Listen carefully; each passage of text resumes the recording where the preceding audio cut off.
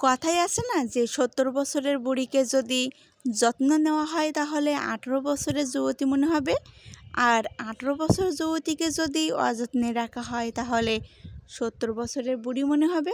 আসলে কথাটা ঠিকই আছে। এই কথাটা কিন্তু শুধু কথা না, বাস্তবে কিন্তু অনেক মিল আছে, সেটা অনেক কাজে দেখবেন। আসলে কথাটা আমি এই গাছটা দিয়ে বোঝালাম, কারণ এই গাছটা দেখেন, আমি রোজার সময় একটা ভিডিও করেছিলাম। গাছটার অবস্থা কী ছিল, একবারে শুকিয়ে গিয়েছিল, মারাই গিয়েছিল। তো তারপর থেকে আমি দেখার পরে ২ বেলা পানি দিতাম, ২ বেলা, সাথে ডিমের খোসা দিতাম, পেঁয়াজের খোসা দিতাম, আরও ইত্যাদি কম বেশি অনেক কিছু দিয়েছি। তারপর থেকে গাছটা আস্তে আস্তে জীবিত হওয়া শুরু করলো, আস্তে আস্তে পাতা ছাড়া শুরু করলো। আর এখন দেখেন মাশাল্লাহ কি পরিমাণ পাতা হয়েছে। শুধু এই গাছটা না, আরও কিন্তু অনেক গাছ আছে এখানে, কিন্তু সবচেয়ে এই গাছটার অবস্থা খুবই খারাপ ছিল, খুবই খারাপ। আর দেখেন মাশাল্লাহ এখন কি পরিমাণ পাতা ধরেছে। শুধু এই গাছটা না, আরও পাশে 3টা গাছ আছে, একই অবস্থা। অনেকে হয়তো বা চিনেন গাছটা কি, আসলে গাছটা হচ্ছে মেহেদি গাছ। আমি আগেও বলছি যে মেহেদি গাছের পাতা আমার খুবই পছন্দ।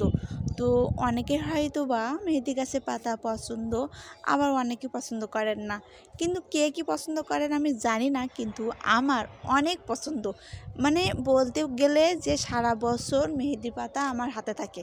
মানে মেহেদির পাতার রং সারা বছরই আমার হাতে থাকে, মানে সারা বছরে আমার নখে দেওয়া থাকে। আমি মনে করি যে যারা মেহেদির পাতা পছন্দ করে তারা বিভিন্ন কাজে লাগায়, হাতে দেবে, মাথায় দেবে।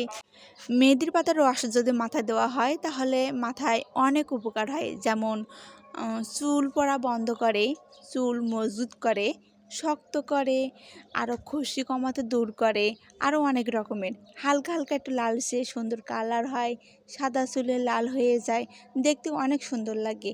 শুধু সুন্দর বলে না, অনেক উপকার হয়। বাজার থেকে মেহেদির পাতার গুঁড়া না কিনে গাছের থেকে তুলে আপনি যদি বেটে মাথায় দেন তাহলে আরও বেশি দ্বিগুণ উপকার পাবেন। গ্রামগঞ্জে গাছপালা বেশি বলে গ্রামে মেহেদি গাছ একটু বেশি পাবেন। এই জন্য যারা শহরে বসবাস করেন ছাদের উপর লাগানোর চেষ্টা করবেন, দেখবেন অনেক ভালো হবে। যেমন দেখেন এই গাছগুলা যেমন হয়েছে, অনেক সুন্দর হয়েছে। শুধু একটু যত্ন নিতে হবে, একটু যত্ন নেবেন ঠিকঠাক মতন, অবশ্যই ফলাফল পেয়ে যাবেন।